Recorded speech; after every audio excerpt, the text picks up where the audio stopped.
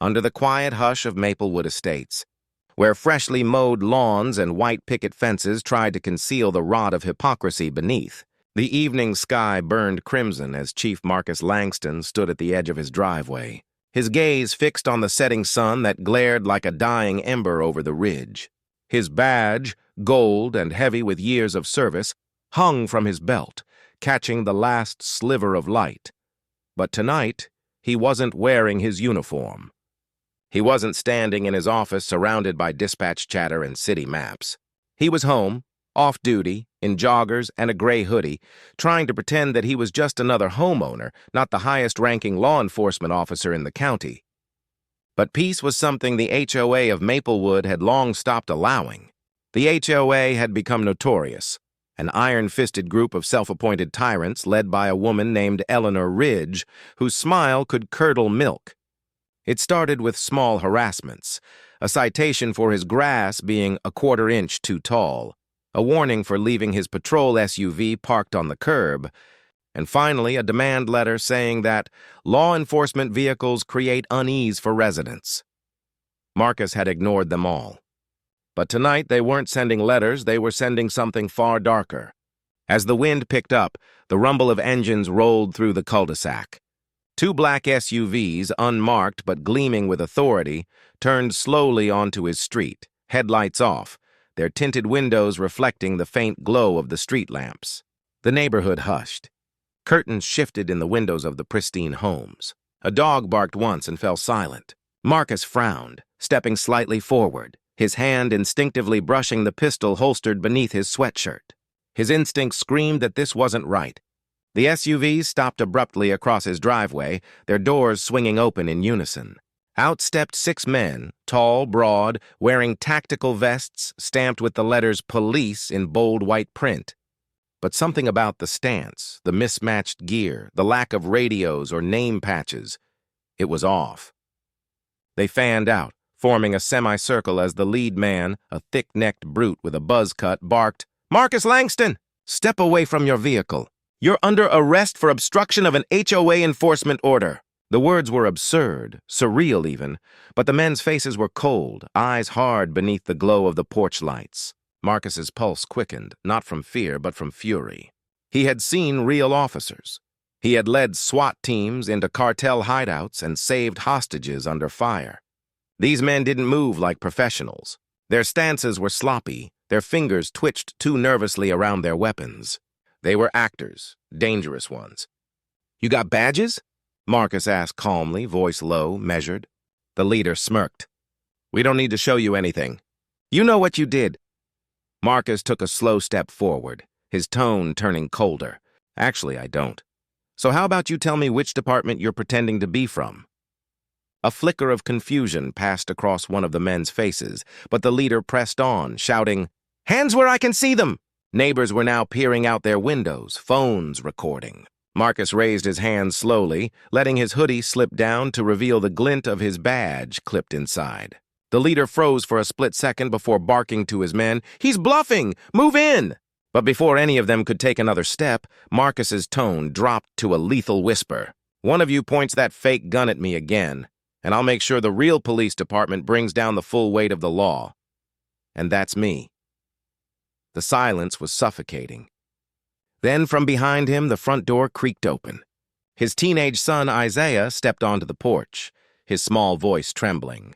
"Dad, what's happening?" Marcus didn't look back. His eyes never left the imposters. "Go inside, son." "Lock the door." But the leader took one bold step forward, waving his weapon. "Nobody's going anywhere!" That was when the lights of the street exploded into chaos, sirens, red and blue, screaming through the night. Marcus's unmarked patrol unit, which he'd hidden around the corner, came tearing into view, followed by 3 cruisers from his own department. Real officers poured out, their weapons trained on the fake squad. "Drop your weapons! Down, now!"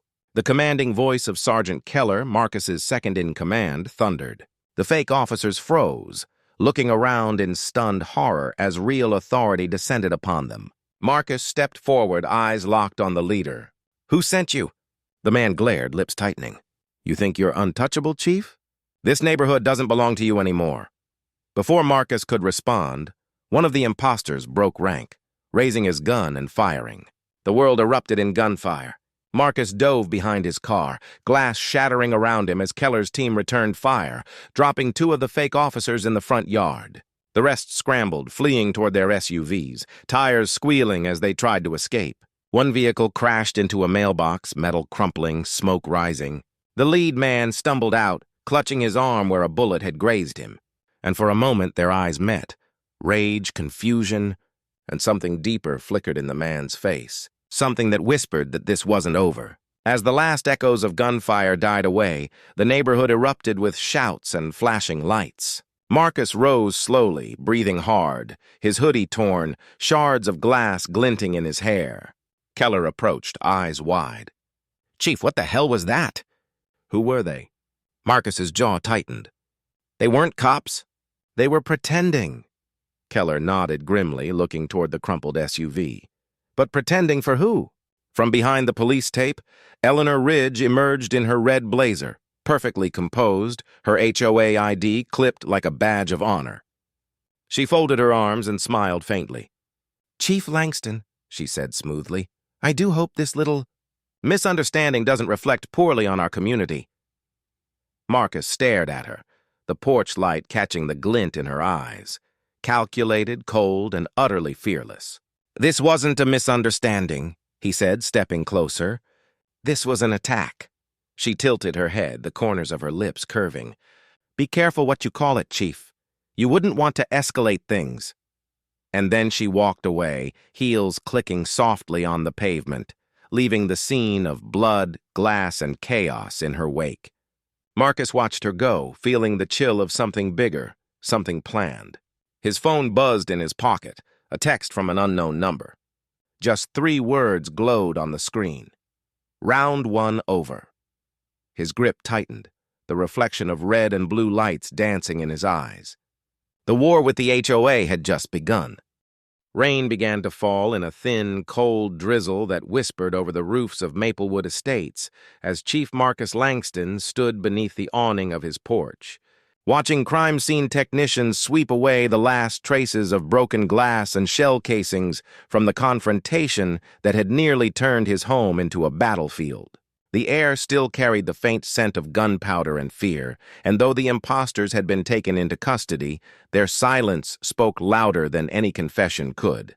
Each one of them, 6 men in total, had refused to speak without legal counsel. And the fake uniforms they wore bore no department tags, no serial numbers, and no traceable procurement. Someone had funded this with precision, someone powerful. Keller had tried to reassure him that the situation was contained, but Marcus knew better. This wasn't over. It was only beginning. Inside, his son Isaiah sat curled on the couch, headphones around his neck, staring blankly at the flickering television. His wife Dana paced near the window, arms crossed tightly around herself.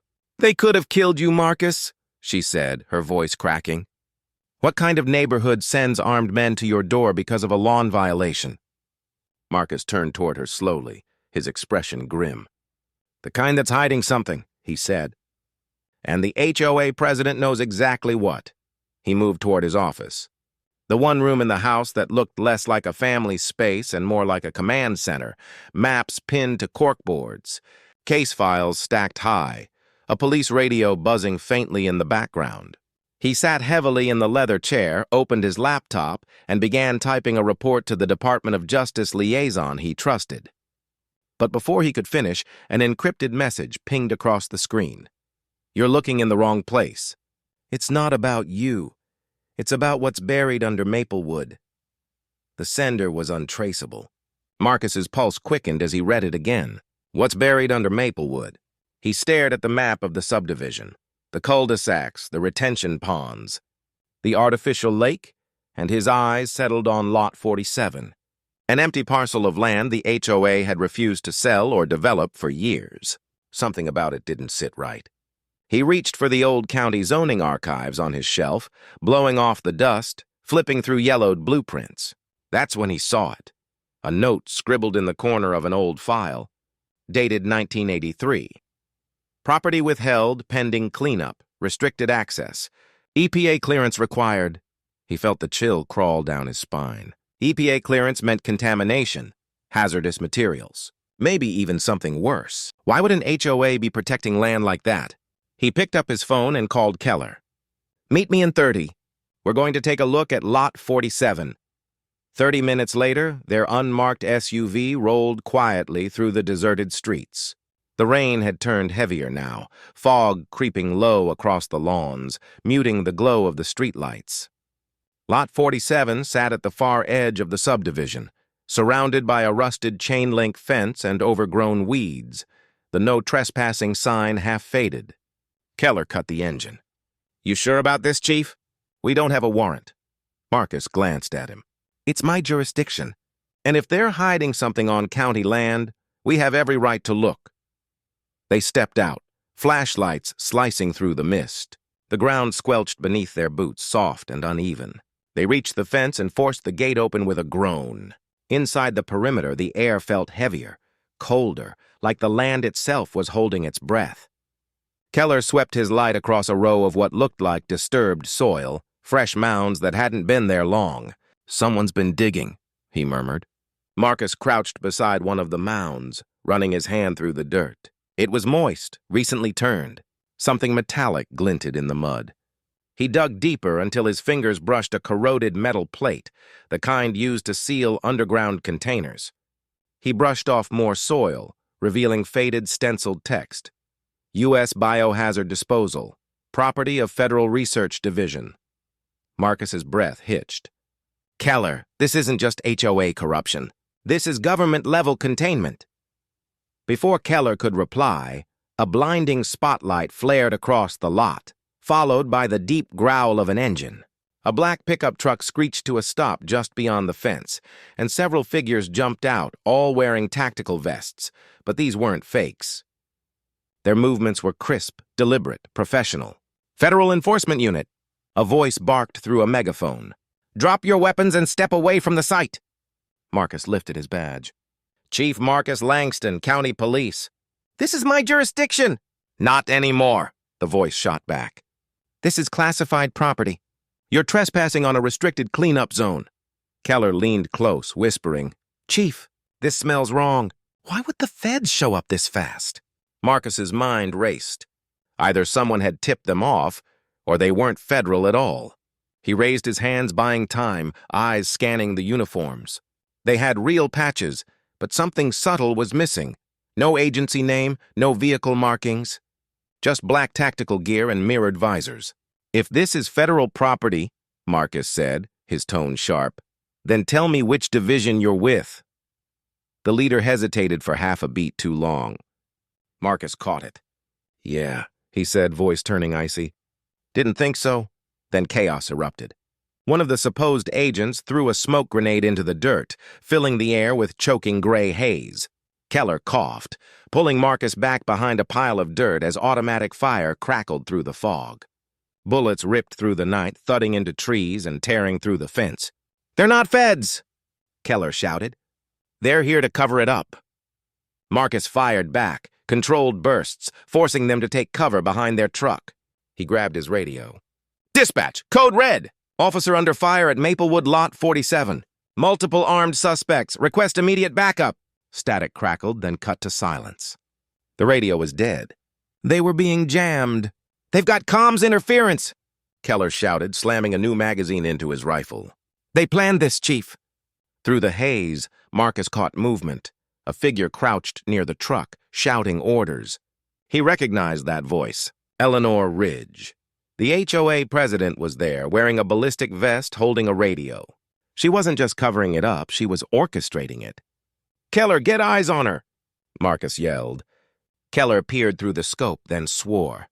"She's signaling them to burn the site." Marcus's blood ran cold. "We stop that truck, now."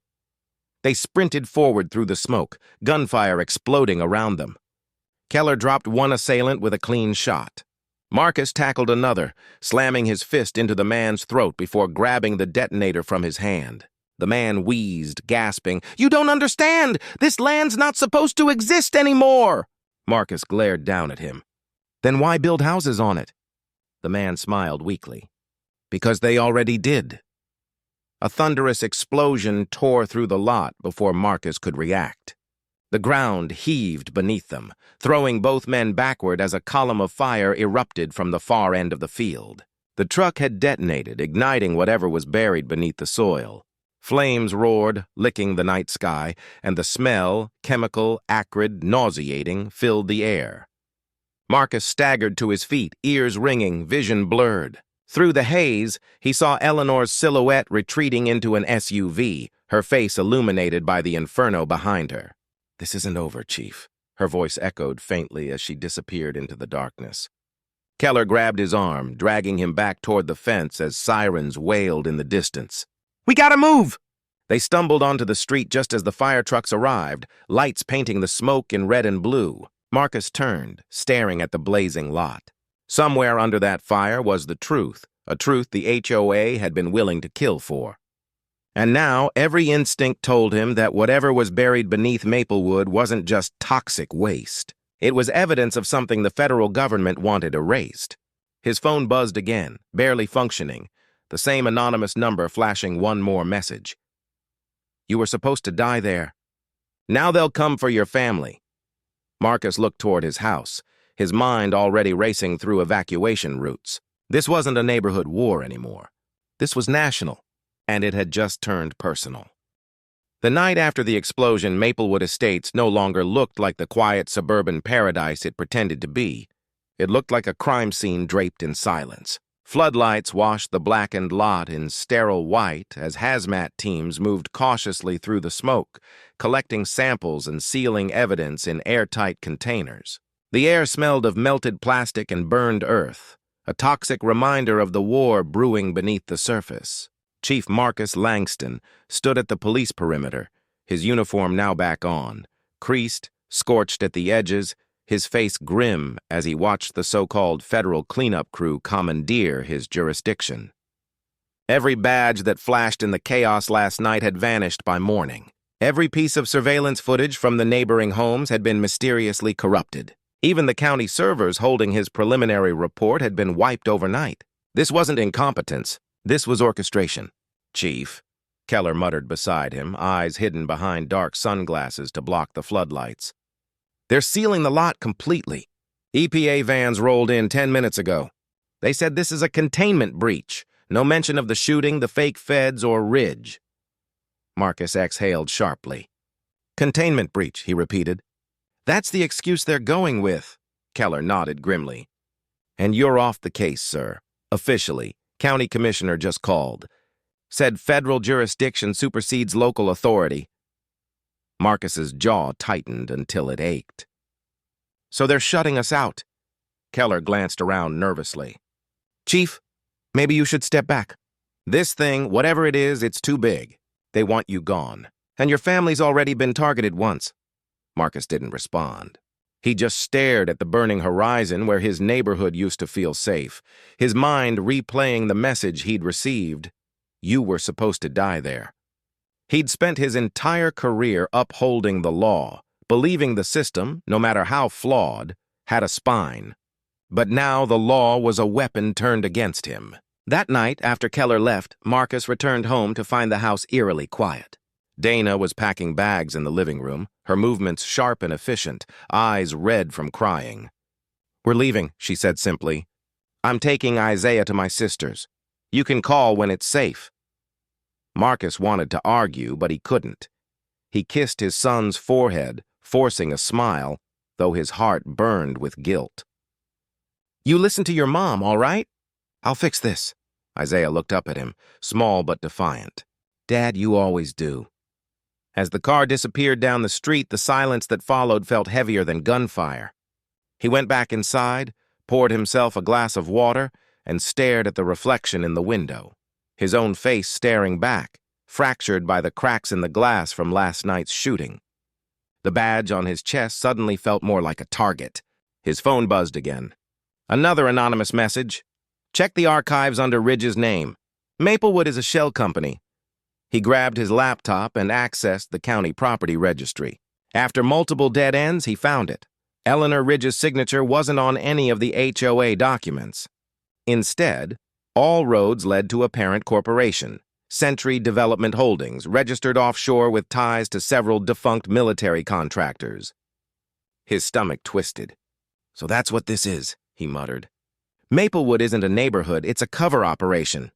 The files referenced something called Project Halcyon, a 1980s government biocontainment initiative that supposedly shut down after an accident in the southern counties. But the report was redacted so heavily it was barely legible. One phrase, however, stood out. Subject 19, containment breached, relocation required. He printed what he could and called Keller. "Meet me at the precinct in 20, he said. But Keller didn't answer. Instead, the line buzzed and went dead. Marcus tried again. Same result. Then, moments later, the precinct's security feed on his laptop flickered to life. His office camera showing Keller being escorted out in handcuffs by two men in dark suits. "You can't just take him!" a desk sergeant shouted off screen. But one of the agents flashed a badge too fast for the camera to focus. "Federal custody," the man said flatly. Marcus's blood ran cold. They weren't just erasing evidence anymore, they were erasing witnesses. He jumped to his feet, threw on a jacket, and stepped out into the night, sliding his sidearm under his arm holster. But as he reached his truck, a voice came from the shadows. "You're making this harder than it needs to be, Chief." Marcus spun, gun raised. A figure stepped into the dim porch light. A man in a tailored gray suit, calm, almost polite. A faint scar cutting across his jaw.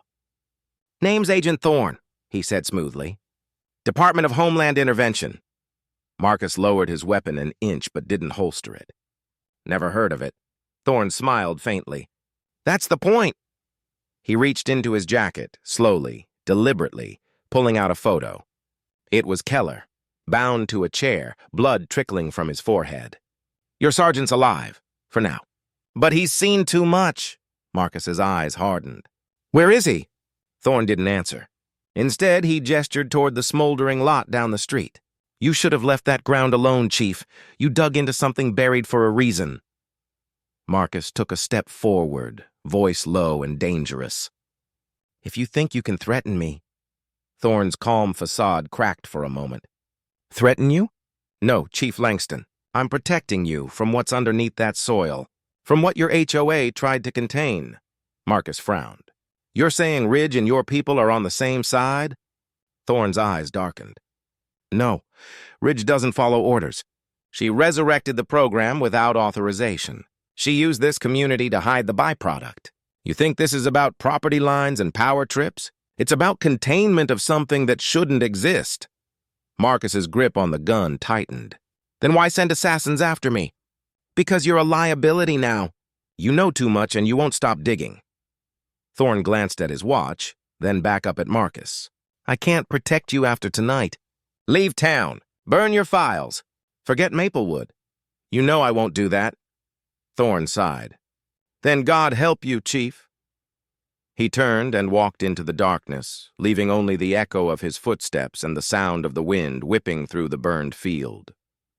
Marcus stood there, heart pounding, piecing together the horror beneath the politics. If Ridge was running rogue, if Project Halcyon was more than just toxic waste cleanup, then the explosions, the fake arrests, all of it, were meant to bury evidence of something alive. He returned inside and scrolled through the redacted documents again. At the bottom of one scanned page, half obscured, he saw the phrase, biogenic entities, subject 19 adapted beyond control. He zoomed in further, heart freezing at the words scrawled in the margin. Containment moved to Maplewood Estates. Sector 4, beneath Community Lake. His eyes widened. The lake. He'd fished there with Isaiah dozens of times. It was the centerpiece of the entire community, and beneath it was what they were all dying to protect. He barely had time to process it when the floor beneath him trembled, a deep, guttural vibration that rattled the windows. Outside, car alarms wailed as birds scattered from the trees. Then came the low, resonant hum, almost mechanical, rising from the direction of the lake. Marcus grabbed his flashlight, rushed outside, and stopped dead at the top of the hill. The lake glowed faintly from beneath the surface, a pulsing, sickly blue light that rippled through the water. The earth trembled again, stronger this time, and from the depths something began to move. Marcus froze on the hilltop as the lake's surface rippled and boiled, the blue light intensifying until it shimmered across every window in Maplewood like a false dawn. The air grew heavy, vibrating with a low hum that wasn't entirely mechanical. It had a pulse, a rhythm that seemed to sync with his own heartbeat until he could feel it in his bones. The surface broke suddenly, sending waves slapping against the shore, and something massive shifted beneath the water, a shadow, impossibly large, writhing just beneath the surface. He drew his weapon on instinct, though he knew it was useless, and took a step closer, scanning the shore for any sign of movement. Then, a jet of water erupted near the dock, followed by a metallic clank echoing through the night. Something was rising from below. For a moment, Marcus thought it might be machinery, maybe a submersible tank or a containment vault. But when the blue light flared again, he saw it. A structure made of corroded steel, partially organic like bone fused with metal. It wasn't a vehicle. It was a pod, and it was opening. Marcus's flashlight flickered as the hum deepened into a roar, and from inside the pod came a blast of mist so cold it froze the water around it into jagged plates of ice. The shape that emerged was humanoid, tall, but twisted, its body gleaming with wet, pale skin that seemed to shimmer like glass under the moonlight. Its eyes, if they could be called that, were deep voids of faintly glowing blue, and when it moved, its limbs bent wrong, like it was learning how to mimic human motion. Marcus stumbled backward, breath catching in his throat. His radio hissed to life suddenly with static, then a voice, Eleanor Ridge's voice, cut through the chaos. "Chief, you're seeing what we tried to bury. For everyone's sake, you need to contain it." He pressed the transmit button. "What the hell is it, Ridge?" A pause, then. "A mistake. One that can't reach the surface." The creature turned toward the houses now, its movements jerky but purposeful, as if it were drawn by the sound of distant alarms. Marcus aimed his gun. "Contain it?" "You should have told the people here before you built homes on top of it." Ridge's reply came low and flat. "Would you have believed me?" The creature let out a sound then, a distorted, vibrating shriek that made Marcus drop to one knee, clutching his ears. Windows shattered up and down the block. Lights went out. When he looked up again, the thing was gone. It had vanished into the shadows between houses. Marcus sprinted down the hill, heart pounding, boots slapping against the wet pavement. He radioed for backup, but static was the only answer. The interference was back. He reached the first row of homes and found a trail of frost creeping along the lawns, leading deeper into the neighborhood. The air temperature had plummeted. His breath came out in clouds. He followed the trail until he saw it. Movement at the edge of the cul-de-sac, a shimmer of blue slipping between the hedges. He raised his weapon, finger tight on the trigger, but then another light flashed, a car pulling up fast. The black SUV screeched to a halt beside him, and Agent Thorne jumped out, rifle in hand.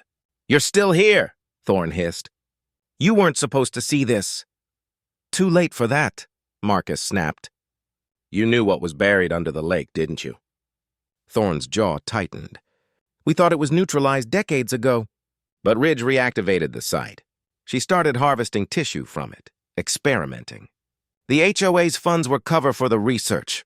Marcus stared at him, disbelief twisting into rage. "You built a neighborhood over a government experiment gone wrong and let families live here?" Thorne didn't flinch. "We had no choice. The organism's biogenic field requires human activity to stabilize it. It feeds off electromagnetic frequency and body heat. Without hosts, it destabilizes and mutates. We thought we could control it." "You thought?" Marcus growled. "Now it's loose." Thorne's radio crackled, and a distorted voice came through. "Sector 4 breached. Entity active. Civilian contact imminent." Marcus's stomach dropped. Sector 4. That's where the elementary school is. He didn't wait for permission. He bolted down the street toward the glowing horizon where the school lights flickered like dying stars. Thorne cursed and followed. They reached the playground just as a blinding flash tore through the night, the school's power grid overloaded, sparks raining down. Marcus saw silhouettes through the windows. nightstaff trapped inside, pounding on glass, the walls frosting over from the inside out. He kicked the door in, cold air blasting him in the face. Inside, the temperature was below freezing. The fluorescent lights flickered weakly over the scene. The creature hunched in the hallway, its body contorted, claw-like hands pressed against the lockers. Frost spiderwebbed out from where it stood. One of the janitors, frozen mid-step, shattered as the temperature dropped further. Thorne raised his rifle, firing a round that sparked against the creature's chest. The bullet embedded but didn't stop it. It turned slowly, its head tilting as if studying them. Then, in a voice warped and broken but unmistakably human, it whispered, "Chief Langston." Marcus froze. "How does it know my name?" The creature stepped forward, and for a split second, the blue glow beneath its skin flickered, revealing flashes of something horrifying. Faces. Human faces, screaming silently, trapped within its translucent flesh. Thorne fired again. "It's not sentient. It mimics data from neural residue. It's reading your mind." The creature lunged. Marcus dove aside as it tore through the wall, steel shrieking under its strength. Thorne emptied his clip, shouting, "Get to the generator room! There's containment gas canisters. We can freeze it solid." Marcus ran through the corridor, slipping on ice, heart hammering, lungs burning from the cold. He reached the generator room, smashed open the safety glass, and yanked the manual override. Valves hissed, and white vapor began pouring from the ceiling vents. Thorne stumbled in behind him, bleeding from his shoulder. "This won't hold it forever," he gasped. "We need to trap it beneath the school." Marcus glanced around desperately until his eyes landed on a steel hatch in the floor, old, rusted, half-buried under debris. "That lead to the maintenance tunnels?" Thorne nodded. "Back from when the site was military property." "Then that's where we end this," Marcus said. Together they pried open the hatch just as the creature burst through the wall behind them. Marcus fired, round after round, forcing it back. "Move!" he shouted. Thorne dropped into the tunnel first, then Marcus followed, sealing the hatch above them. The narrow corridor below was lit only by the flicker of emergency lights, casting everything in sickly red. "Where do these lead?" Marcus asked. Thorne's breath came in ragged gasps. "Under the lake. To the core vault." "Then we trap it there," Marcus said. But before they could move, the metal above them buckled. The creature had followed. It dropped through the ceiling like liquid shadow, slamming into the tunnel floor with a metallic screech. Thorne opened fire, shouting, "Go!" Marcus sprinted forward, turning corner after corner until he reached a massive door sealed with biohazard markings. He slammed the override. The hydraulics groaned. The door opened to reveal a cavernous chamber, glowing with the same blue light as the lake. Rows of pods lined the walls, dozens of them. Some cracked, some empty. Thorne staggered in, eyes wide. My God, there were more. Marcus turned. The creature was already inside. Its eyes burned brighter, feeding on the energy of the room. The hum rose again, shaking the floor. "It's trying to reawaken the rest," Thorne shouted. Marcus saw the control panel on the catwalk above. A single switch labeled Emergency Purge. Without thinking, he sprinted up the stairs, gunfire echoing behind him as Thorne tried to hold it off. "Chief, you'll kill us both!" Thorne yelled. Marcus didn't stop. He reached the panel, slammed his hand down on the switch, and the alarms blared instantly. The chamber lights turned crimson. A computerized voice echoed through the facility. "Thermal containment initiated. Evacuate immediately." The temperature spiked. Steam hissed from the vents. Below him, Thorne's shouts turned to coughs as the creature writhed, melting and reforming, caught between solid and vapor. Marcus gritted his teeth and shouted, "You wanted containment? You got it!" He fired one last shot into the control unit, overloading the system. The entire vault erupted in a burst of white light as the purge sequence completed. The last thing Marcus saw before the explosion threw him backward was the creature collapsing into itself, consumed by fire and frost. When he woke, he was lying on the shore of the lake. The water was gone, replaced by a massive crater. The sun was rising. Emergency vehicles surrounded the area, and agents in hazmat suits moved like ghosts through the mist. Thorne was gone. Ridge was nowhere in sight. Only Marcus remained, bruised, burned, and barely breathing. A medic rushed over, shouting for help, but Marcus grabbed his arm weakly and whispered, "Seal it! Don't ever build here again!" Then he blacked out as the crater smoked behind him. Silent now, but deep within, something faint still pulsed under the ash, one slow, defiant beat. Under the bruised morning sky, sirens wailed through the quiet suburban streets that had once prided themselves on silence and order, their echoes chasing the ghosts of the night before, when the entire HOA's corruption had finally cracked open under its own weight. And Chief Marcus Langford, once the quiet man who minded his own lawn, waved politely at neighbors, and never wore his badge outside the precinct, stood at the edge of his front yard with mud on his boots, blood drying on his sleeve and the glint of finality in his eyes. The fake officers who had come for him under the HOA's orders were now in custody, trembling and silent in the back of real police cruisers that surrounded the neighborhood like a tightening noose. The dawn air smelled of gunpowder, wet earth, and the bitter taste of betrayal. And as Marcus watched the convoy of vehicles roll out, he could still see the face of Richard Sloan, the HOA president and self-declared protector of neighborhood order, as he was dragged away in cuffs, shouting about property rights and community image. But Marcus knew this wasn't over. Men like Sloan didn't act alone, and the threads of power that ran through this polished suburban kingdom went far deeper than one petty tyrant's ego. Inside the chief's house, shattered glass glittered across the floor like frost, and his wife, Naomi, stood by the window clutching a blanket around her shoulders, her eyes red from sleepless nights of fear. "It's done," he said quietly, his voice like gravel and thunder all at once. "No," she whispered back, shaking her head. "Not yet. You still haven't told them about the files."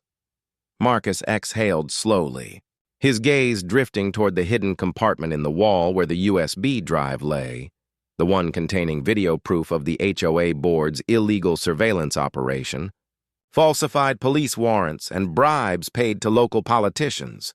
It wasn't just corruption. It was conspiracy. The HOA had built a private shadow network beneath the peaceful image of suburban life, using fake officers to intimidate, frame, and silence homeowners who refused to comply with their rules. And Marcus, unknowingly, had been living right at the heart of it. He remembered the night it all began, the first time he saw the unmarked black SUVs circling the neighborhood. The same ones that carried the imposters who'd stormed into his home with forged arrest warrants. Their fake uniforms were almost perfect. Even the patches mimicked department insignia. They'd studied him for weeks, planning to humiliate and discredit him in front of his own officers. But what they hadn't known was that Marcus had already started digging into the HOA's finances after an anonymous letter had appeared on his desk, warning him that something was deeply wrong in Oak Ridge Meadows. The letter had come from a woman named Lydia Hart, the former treasurer who vanished shortly after blowing the whistle on missing funds. Now, with the arrests made, Marcus could finally connect the dots. The HOA wasn't just extorting homeowners, it was laundering money through fake infrastructure projects, funneling it into off-the-book private security firms, and hiring ex-military operatives to play cops for intimidation. "They were going to make an example of you," Detective Rayner had said earlier that morning, watching as the fake officers were booked downtown. "If you hadn't fought back, they'd have had your badge and your name smeared before sunrise." Marcus's jaw tightened. "They almost did," he muttered. "But now I'm going to make an example of them." He retrieved the drive from the wall, slipped it into his coat pocket, and walked out the door, his silhouette framed by the cold light breaking over the rooftops. The neighborhood that once looked so idyllic, trimmed hedges, manicured lawns, pastel houses with American flags, now looked like the aftermath of a war zone. News vans had begun to arrive, neighbors huddled in small groups whispering, their faces pale with disbelief. The HOA's perfect illusion of control had shattered overnight. Marcus drove to the county courthouse where federal investigators were waiting. He knew the moment he handed over that drive, it would trigger a cascade of consequences. The mayor's office, the developers who had bankrolled the HOA's beautification projects, even the bank executives who'd signed off on inflated land valuations. He had spent years serving justice within the law, but this was beyond anything he'd ever seen. When he entered the conference room, the agents turned to him, the tension palpable. "Chief Langford," one said, "we've reviewed the preliminary evidence." "You've uncovered something massive." Marcus placed the drive on the table and replied, "This isn't just evidence. It's a map of everyone who sold their soul to control this town." As they began decrypting the files, images flashed across the screen, hidden camera feeds from neighborhood homes, audio recordings of private conversations, lists of license plates belonging to residents labeled dissenters. The HOA had created its own surveillance state under the guise of community safety. One folder contained financial ledgers tracing over $2 million through shell companies. Another held photos of Lydia Hart's abandoned car by the riverbank. Marcus's chest tightened. She hadn't vanished. She'd been silenced. "We need protection for your family," an agent said firmly. "These people have reach." Marcus shook his head. "They already tried. They failed. Now I finish this." By noon, news of the arrests spread like wildfire. Every major outlet ran the headline, "Fake cops arrested in HOA sting. Police chief exposes massive corruption ring." The HOA's board members were nowhere to be found. Some had fled town overnight. Others claimed ignorance. Marcus returned home briefly to find his porch littered with news flyers and apology letters from neighbors who'd once sided with Sloan. "We didn't know," one note read. "We thought they were helping." He crumpled it and tossed it aside. The truth was they had known, maybe not everything, but enough to stay silent.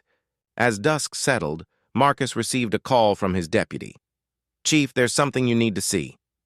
He drove to the station where a battered black SUV had just been towed in. Inside, officers found a briefcase containing encrypted documents and a single photograph, Marcus's house, taken from across the street with a red X marked over it. The message was clear. Someone still out there wanted him gone.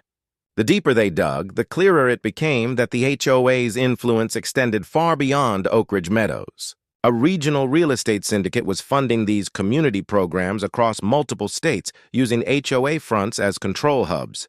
"You tear one down," Rayner said grimly, "and 3 more pop up." Marcus looked out the window, the storm clouds rolling in again, and said, "Then we'll burn the whole system down." That night the rain returned with a vengeance. Thunder rumbled as Marcus sat alone in his study, reviewing files and statements, piecing together the final chain of command. Naomi entered quietly, her eyes soft but firm. "You can't carry this forever," she whispered. "You've done enough." He looked up at her and said, "Justice doesn't end with survival." Suddenly, headlights flared outside. Marcus stood, hand instinctively going to his holster. A single black car idled at the curb. He stepped onto the porch, rain cascading off his shoulders, and shouted, "You want to finish this? Come on then." The driver's window rolled down, revealing a pale, trembling figure. Lydia Hart, alive. "They think I'm dead," she said through the rain. But they were wrong. "You need to see this." She handed him another drive, this one labeled Phase 2. Inside were documents showing the HOA network expanding nationwide, backed by powerful donors aiming to create privatized micro-governments under the illusion of community regulation. "They'll come for us both now," Lydia said. Marcus nodded. "Then we'll be ready." Together, they went to the station where federal agents began drafting warrants for arrests in multiple states. By morning, the storm had passed. The air was still, the streets washed clean. The Oak Ridge Meadows sign stood crooked, its paint peeling, its slogan, "A community that cares," half torn away. Marcus stood beside his cruiser, watching workers dismantle the HOA office building. Naomi joined him, holding 2 cups of coffee. "What happens now?" she asked. He smiled faintly. "We rebuild. Without them." Across the street, children played on lawns again, free from surveillance, and neighbors spoke openly for the first time in years. Yet even as peace returned, Marcus knew the battle was far from over. Corruption was like a vine. It grew back if left unchecked. He'd seen enough to know that power always finds new disguises. Still, as he looked toward the horizon, the morning sun breaking through gray clouds, there was a sense of something new. Hope. He turned to Naomi and said quietly, "They came to arrest the wrong man." But deep within a federal archive, a secure phone rang, a voice on the other end saying, "He's still alive." "And he's not stopping," another replied. "Then neither are we." The line went dead, and the file stamped HOA Operations Phase 3 slid into a drawer marked Active. The storm wasn't over. It had only changed its direction. And somewhere out there, in another neighborhood with another polished sign and smiling residents, the system was already waking up again, unaware that the man who had brought it to its knees was watching, waiting, ready for the next shadow to rise.